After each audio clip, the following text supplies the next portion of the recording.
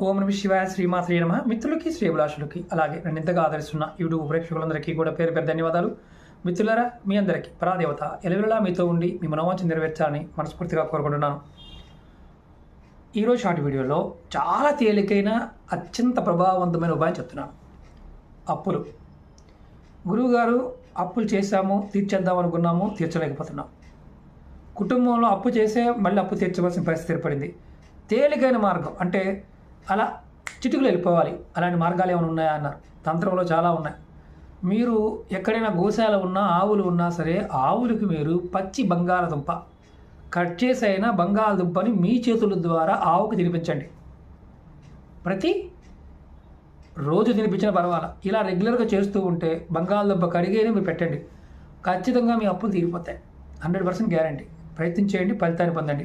ఓం నమ శివాయ శ్రీమాత్రే నమః.